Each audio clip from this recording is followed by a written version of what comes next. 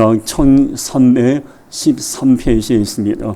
스가랴 1장 1절부터 4절까지 제가 앞에 화면을 보시고 제가 읽어드리겠습니다. 스가랴 1장 1절부터 4절 그냥 1313페이지입니다.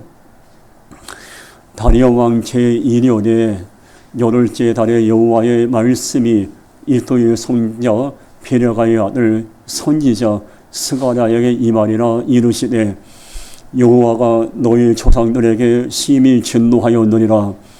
그러므로 너는 그들에게 말하기를 만군의 여호와께서 이처럼 이르시되 너희는 내게로 돌아오라. 만군의 여호와의 말이니라. 그리하면 내가 너희에게로 돌아가리라.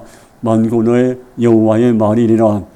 너희 조상들을 본받지 말라. 옛적 선지자들이 그들에게 외쳐 이르되 만군의 여호와께서 이같이 말씀하시기를 너희가 악한 길 악한 행위를 떠나서 돌아오라 하셨다 하라. 그들이 듣지 아니하고 내게 귀를 기울이지 아니하였느니라. 여호와의 말이니라. 아멘. 여러분 그 구약을 보면요 창세기부터 말라기까지 하나님께서 우리를 얼마나 사랑하고 계신가를 알 수가 있습니다.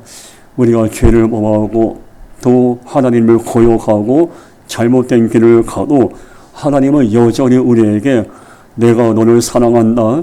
내가 너를 존귀히 여기고 너의 인생을 책임진다. 계속 우리에게 하나님은 축복의 말씀 또 위로의 말씀을 주시는 그런 참 좋으신 하나님이십니다. 이사야 43장 4절에도 말씀하고 있죠. 내가 내 눈에 보배롭고 존귀하며 내가 너를 사랑하였은즉 내가 내 대신 사람들을 내어주며 백성들이 내 생명을 대신하리니. 이건 너무 귀하고 아름다운 사랑의 고백입니다. 전능하신 하나님이 우리에게 말씀합니다. 너는 보배로운 존재야. 너는 매우 귀한 나의 아들과 딸이야. 우리 하나님은 우리에게 이렇게 말씀합니다. 근데 어찌 보면 우리 이런 사랑의 고백을 받을 자격이 없는 인생이지만 하나님은 여전히 자격 없는 우리에게 너는 보배로운 존재고 존귀한 자야. 계속 하나님은 우리가 어떠하는지 계속 우리에게 사랑의 고백을 하고 계십니다. 근데 이 고백은 이스라엘 민족뿐만 아니라 우리에게도 해당되죠. 근데 가슴 아픈 일이 있어요. 이스라엘 민족은 이런 자격 없는 백성들에게 너를 존귀히 여기고 사랑한다 말씀뿐만 아니라 정말 하나님은 많은 사랑을 베풀었는데 그 사랑을 받은 이스라엘 민족은 어떻게 했죠? 하나님께 등을 돌리고 배신하고 우상을 가까이하고 얼마나 하나님의 마음을 아프게 했습니까? 하나님은 계속 사랑한다. 내가 널 보배롭게 여기고 내가 너희를 도와줄게. 너희 인생의 목자가 되어줄게. 계속 사랑의 말씀을 주시는데 이스라엘 민족과 우리는 계속 등을 돌려 계속 하나님의 마음을 아프게. 하나님은 변함이 없는데 우리는 변질에 대해서 하나님의 마음에 대못을 박는 경우가 얼마나 많습니까? 결국 이스라엘 민족이 하나님의 사랑을 입었지만은 우상을 정리하지 못하고 음란을 정리하지 못하고 결국 하나님 계속 주의 종을 버려서 회개하라 회개하라 말씀을 주셨지만 회개의 기회를 놓치고 결국 나라가 바벨론에서 멸망당하죠. 그를 70년 동안 고난의 세월을 보내게 됩니다. 이 70년의 고난의 세월은 저주와 심판의 시간이 아니라 하나님께서 이스라엘 민족에게 회개할 기회를 주시는 그런 은혜의 시간이었습니다. 그 결국 70년이 지나고 난 다음에 하나님의 전적 은혜로 이스라엘 민족이 바벨론에서 이스라엘로 돌아오게 되죠. 돌아올 때 우리가 알듯이 1차, 2차, 3차 백성들이 나누어서 이스라엘로 돌아오게 됩니다. 돌아올 때 가장 1차 때 이스라엘 민족과 예루살렘으로 돌아올 때 총 지도자가 오늘 본문에 있는 스가랴 선지자입니다. 오늘 저는 스가랴에 대해서 말씀드릴 건데 스가랴라는 뜻은 귀한 이름이 있어요. 여호와께서 기억하고 계신다는 뜻이 있습니다. 이름 참 좋죠. 하나님이 기억하고 계신다. 하나님은 스가랴뿐만 아니라 우리를 기억하고 계시는 분이십니다. 기억하신다는 얘기는 주목하고 계신다는 얘기예요. 시편에 보니까 14편 2절 말씀에 보니까 여호와께서 하늘에서 인생을 굽어 살피사 지강이 있어 하나님을 찾는 자가 있는가 보려 하신즉, 하나님은 우리를 굽어 살피시는 분이요, 기억하시는 하나님은 우리를 살피시는 하나님이요. 이 기억이란 단어 뜻을 보니까 아주 따뜻하게 바라본다는 뜻이 있어요. 제가 믿고 있는 하나님, 여러분이 믿고 있는 하나님은 어떤 분인지 아십니까? 우리가 넘어지고 쓰러질 때 우리를 따뜻하게 바라보시고 우리를 인자한 눈으로 바라보시고 여러 방법을 통해서 우리를 다시 일어나게 하시는 분이 바로 우리 하나님이십니다. 또 중요한 게 있어요. 스가랴의 이름이 여호와께 기억하신다는 말씀이잖아요. 그러면 우리는, 여기는 최목사는 하나님께 어떤 사람으로 기억되고 있는가 한번 자신에게 질문해 봐야 돼요. 하나님이 날 볼 때, 저를 볼 때 최준무 목사는 정말 선한 목자인지 사금 목자인지, 하나님은 나를 어떻게 기억하고 어떻게 나를 평가하고 계실까 한번 자신에게 한번 질문해 보십시오. 하나님은 여전히 우리를 삶을 기억하고 굽어 살피며 오늘도 우리의 인생을 주목하고 계시다는 것을 우리가 깨달을 수 있어야 돼요. 예레미야 32장 19절 말씀에 분명히 말씀하고 있어요. 주는 책략에 크시며 하시는 일에 능하시며 인류의 모든 길을 주목하시며 그의 길과 그의 행위의 열매대로 보호하시다니라고 말씀하고 있습니다. 하나님은 우리를 주목하고 계세요.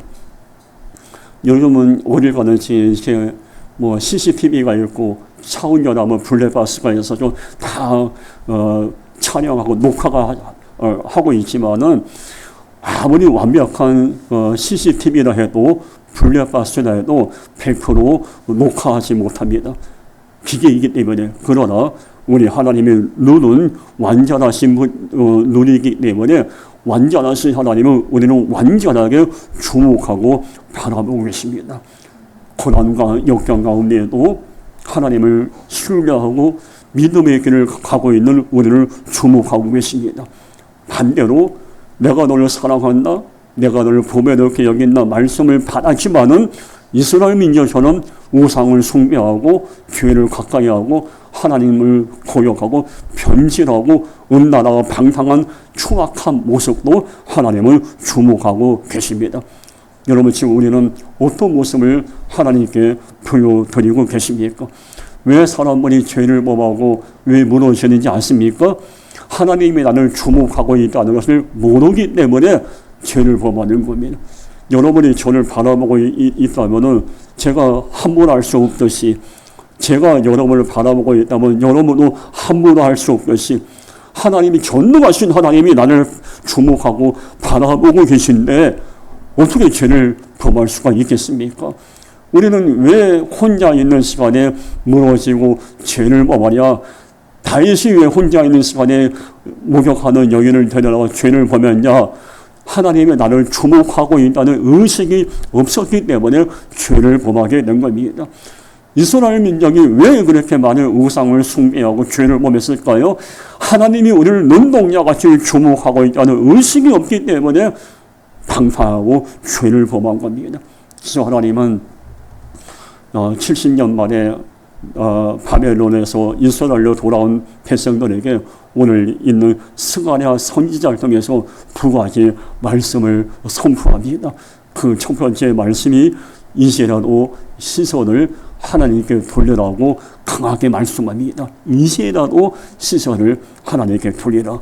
오늘 본문 스가랴 1장 3절에 그러므로 너는 그들에게 말하기를 만군의 여호와께서 이처럼 이르시되 너희는 내게로 돌아오라. 여러분, 이 말씀을 읽어보시면 뭐가 문장이 앞뒤가 안 맞아요.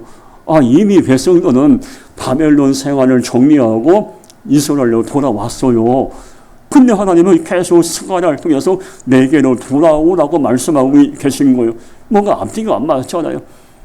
이 속에는 어떤 내용이 포함되어 있냐면 이스라엘 민족은 비록 바벨론에서 이스라엘로 돌아왔지만 몸은 돌아왔지만 그들의 마음과 그들의 눈, 시선은 하나님께 있지 않았습니다.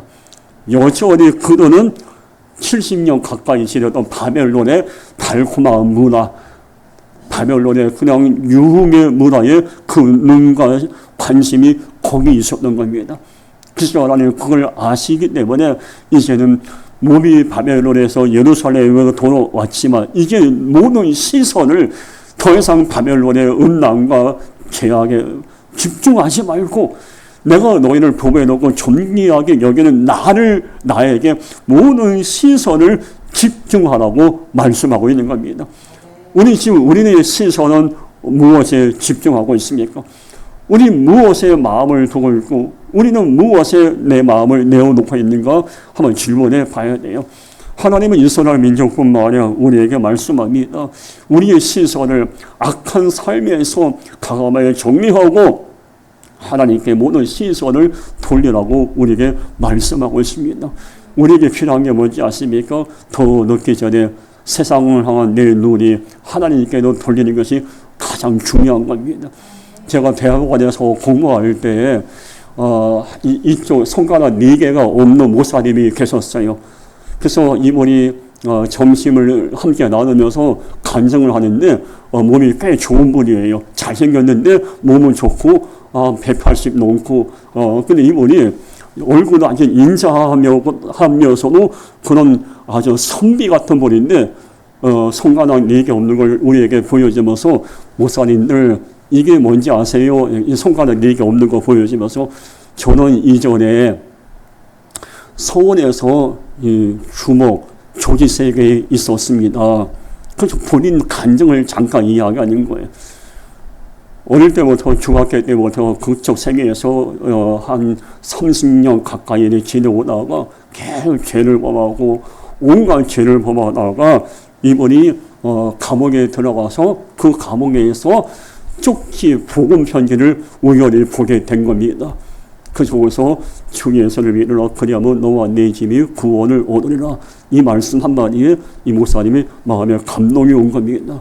그저 그날 밤새 그 복음을 밤에 쪽지 전도지를 보고 자신의 인생을 돌아보게 됐답니다. 그리고 이제 감옥에서 그분이 주님을 인격적으로 만나는데 다행히 감사하게 그 감옥 안에 또 예수 믿는 분이 계셔서 또 전도를 받아서 예수를 믿게 되었어요. 문제가 생겼어요. 그 출소 모든 만기가 끝나고 출소했는데 그 이전에 그 조지 세계에 있는 사람들이 가만히 안 놀잖아요. 그래서 불러다가 계속 우리 같이 일하자 이 제안을 할 때 이 목사님이 그 사람을 다 해내서 난 다시는 이 세계에 있지 않겠다. 나 예수 믿는 사람이다. 그래서 그 자리에서 칼을 뽑아서 손가락 4개를 다 잘랐대요. 그리고 자르니까 다 깜짝 놀라죠. 참 잔인한 놈이다. 그저 나 손가락 자르고 이 세계 끝났다. 항상 더 이상 내게 연락하지 마라. 그리고 난 다음에 이제 당연히 병원 가서 응급수술을 했겠죠. 그리고 난 다음에 퇴원하고 시간이 지나고 난 다음에 신학을 가서 목사님이 돼서 대학원에 공부할 때 오셔서 같이 공부한 건 그분이 이 손가락 없는 걸 보여주면서 그분이 하신 말씀이야. 나는 지금까지 살아오면서 내 눈은 먹고 마시고 사람을 패고 뺏고 탈취하고 짓밟는 것만 내 시선이 그런 고정된 망가진 인생이었습니다. 그러나 교도소 안에서 주 예수를 믿으라 그러면 너와 내 집이 구원으로 이 말씀에 나는 나 자신을 돌아보게 되었고 그동안 이 눈을 갖고 죄악된 모습만 바라보고 주먹을 갖고 사람을 괴롭히며 썼던 자신의 삶을 회개하고 이제 늦었지만 이제 하나님만 바라보고 손가락 4개 넣었지만 왼손은 멀쩡하니까 이 손을 갖고 사역을 하겠습니다라고 간증했던 분이 계십니다.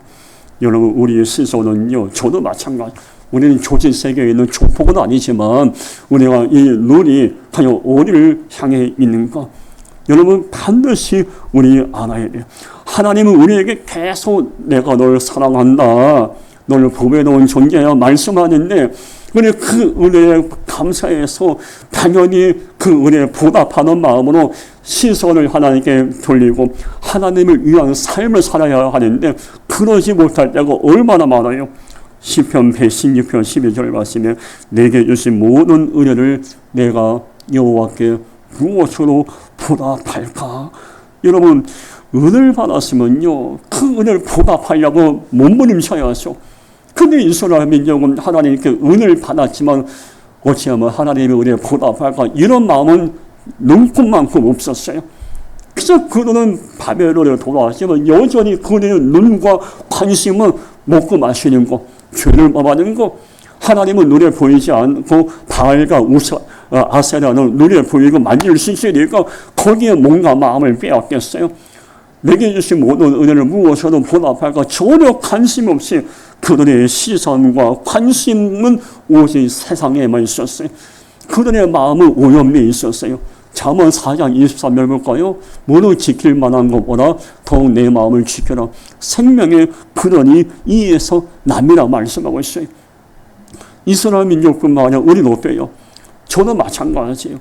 우리는 정말 많은 은혜와 사랑을 받은 자들이에요. 그 하나님께 한없는 은혜를 입은 자가 당연히 하나님이 원하시는 삶을 살아가고 이 마음에 어찌하면 하나님의 은혜에 보답할까? 어찌하면 하나님이 원하시는 삶을 살까? 그런 마음으로 가득 차야 하는데 지금 우리의 마음은 어떻습니까? 아주 뻔뻔하게 이 마음에 하나님 없이는 살 수 있다는 교만한 마음으로 가득 찰 때가 얼마나 많습니까? 내 마음을 지켜라. 이 지키라는 뜻은 원뜻을 보니까 살피라는 뜻이 있습니다. 내 마음은 하나님의 은혜에 감사하고 보답하려는 마음이 있습니까? 아니면 이스라엘 민족처럼 패역한 마음으로 가득 차 있습니까? 내 마음을 한번 살펴보십시오. 우리는 하나님은 우리에게 분명히 말씀해요. 말씀에 쭉 보시면 알지만은 내가 너를 도우리라, 내가 너와 함께하리라 이 말씀 상당히 많이 기록되어 있어요. 여호수아 1장 5절에도 내가 모세와 함께 있던 것이 너와 함께하며 너를 버리지 않고 너를 떠나지 않겠다고 하나님은 말씀해 주셨어요. 또 창세기 12장에서도 하나님은 아브라함에게 갈 바를 알지 못하지만 내가 너의 인생을 책임져 주겠다고 말씀했어요. 그 하나님은 저와 우리에게도 지금 말씀합니다. 너희의 인생이 불투명하고 앞이 깜깜한 것 같지만 너희의 인생이 시편 23편을 말씀처럼 사망의 음침한 골짜기 같을지라도 내가 반드시 너희의 인생을 푸른 초장 실만한 물가로 인도해 주겠다고 약속을 주셨어요. 도와주겠다고 약속했고 함께하겠다고 약속하셨는데 우리는 여전히 마음에 낙심하고 근심하고 염려하고 불안하다고 얼마나 많습니까? 잠언이 아니라 시편 42편 5절 보시면요. 내 영혼아 네가 어찌하여 낙심하며 어찌하여 내 속에서 변화해야 하는가? 너는 하나님께 소망을 두라. 그가 나타나 도우심으로 말미암아 내가 여전히 찬송하리라. 여기 보면요. 어찌하여나 말이 두 번 나와요. 야, 내가 너 사랑한다고 했잖아. 근데 어찌하여 왜 낙심하지? 내가 너를 도운다가 말씀했잖아. 말씀만을 줬잖아. 근데 어찌하여 너희들은 불안해하니? 하나님이 가슴 아파서 말씀하는 장면이 시편 42편 5절 말씀이에요. 우리는 사실 열악한 존재예요.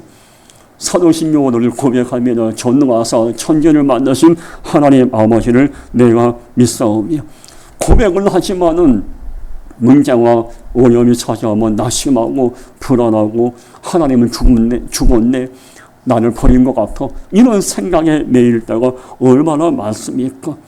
이때 우리가 마음에 담을 것은 낙심하고 솔직히 불안하고 마음이 아플 순간이 얼마나 많아요. 그러나 그럼에도 불구하고 우리는 그때마다 이 시편 42편 5절 말씀을 마음에 담을 수가 있어야 돼요.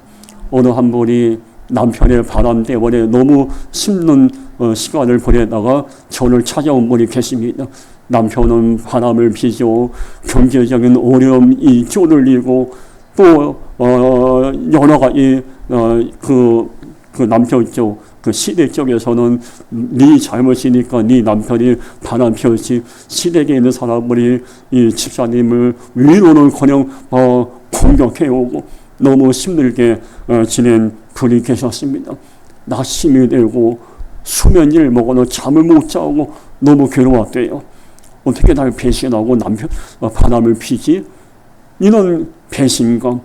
거기는 시댁에서는 그냥 계속 모든 잘못을 나에게 돌리는 것에 대한 분노, 이 여러 가지로 이 집사님이 너무 괴로운 시간을 보내는 중에 어느 날 새벽 기도 시간에 목사님이 설교 본문이 이거였대요. 시편 42편 5절, 내 영혼아 네가 어찌하여 낙심하고 어찌하여 내 속에 불안하는가. 그 24님 이 말씀을 담으면서 처음에는 검은 글씨 하얀 건 종이었네요. 눈에 안 들어왔어. 근데 설교 예배, 새벽 예배 끝나고 집에 가서 이 말씀을 가만히 보니까 이 말씀이 마음에 내마로 다가온 겁니다. 물론 남편이 바람 피고 시댁에선 너 때문에 공격하고 이렇게 이 상황이 내가 낙심한다고 해결되는가? 내가 불안하고 초조하고 분노심에 간호잡힌다 해서 시대 식구들이 넌 잘못이 없어 그렇게 말할 건 아니잖아, 이런 생각이 들더래요. 남편이 바람핀 거 내 잘못은 아닌데 왜 내가 스스로 내가 낙심하고 왜 불안하고 왜 초조하고 분노감에 사로잡혀 왜 나만 이렇게 마이너스 인생을 살지? 그런 생각이 들더래요. 그래서 결정적으로 이 낙심하고 불안하면 사탄이 좋아할 텐데 이 생각이 들더래요. 그래서 그분이 이 말씀을 붙들고 더 이상 사탄이 좋아하는 일을 하면 안 되겠다 싶어서 그분이 마음을 비웠대요. 낙심하지 않고 불안하지 않겠다고 마음을 다짐을 했대요. 물론 그렇게 다짐했지만 여전히 남편은 돌아오지 않고 시댁에서는 계속 공격해오고 삶은 변화가 없었어요. 근데 그 집사님이 삶은 변화가 없었지만 마음의 변화가 있었어요. 그 지옥 같은 환경을 대처하고 이길 수 있는 영적인 면역력이 생기게 됩니다. 그래서 그분이 어찌하여 내가 낙심했을까? 어찌하여 내가 불안했을까? 남편이 내가 애를 쓴다고 다시 돌아오는 것 아니고 하나님께서 역사해야만 하는데 내가 왜 마음에 불안하고 인간적인 생각에 매여 있었는가? 자신을 돌아보면서 낙심과 불안과 모든 걸 다 하나님께 내어놓고 그 하나님의 손에 맡깁니다 라고 기도한 집사님이 계십니다. 물론 남편은 결국 돌아오진 않았어요. 여러분, 우리의 인류의 멸망당하기 전에 70년 전에 이스라엘의 아버지, 어머니 세대는, 할머니, 할아버지 세대는 그들의 아들과 손주 세대에게 본받을 것이 없는 부모들이었습니다. 그냥 우상이나 숭배하고 음란하고 그런 것만 보여줬어요. 전혀 본받을 것이 없는 부모들이었어요. 그러면 이 말씀을 우리에게 적용해 볼 때 우리는 우리 자녀들에게 본받을 것이 있는 부모입니까? 우리는 도대체 부모들에게 어떤 모습을, 우리 자녀들에게 어떤 모습을 보여드리고 있습니까? 자식들에게 용돈이나 많이 받고 좋은 선물 받는 데만 관심 갖는 것이 아니라 정말 내가 자녀들에게 본받을 것이 있는 부모인가? 이것이 우리가 관심이 될 수 있어야 돼요. 시므리서 11장에 보면요, 믿음의 장에 나와요. 믿음으로 아벨은 제사를 드리고 믿음으로 에녹은 죽음을 못하고 믿음으로 노아는 방주를 만들었어요. 그러면서 13장 7절에 이런 말씀이 나요. 하나님의 말씀을 너에게 일러주고 너희를 인도하는 자를 생각하며 그들의 행실을 결말을 주의하여 보고 그들의 믿음을 본받아라 했어요.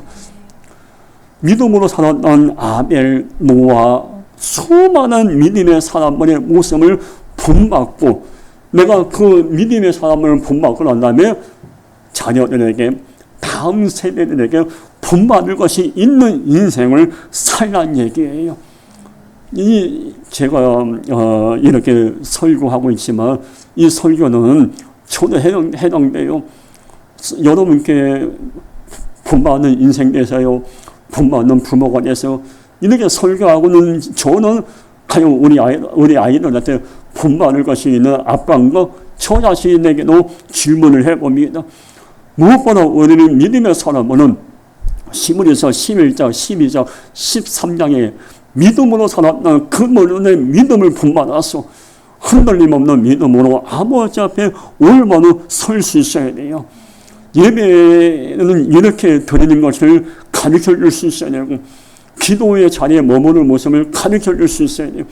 무엇보다 우리는 누가 되었든지 분만할 것이 있는 뭔가 감동의 반향을 줄 수 있는 그런 삶이 될 수 있어야 하는 것입니다.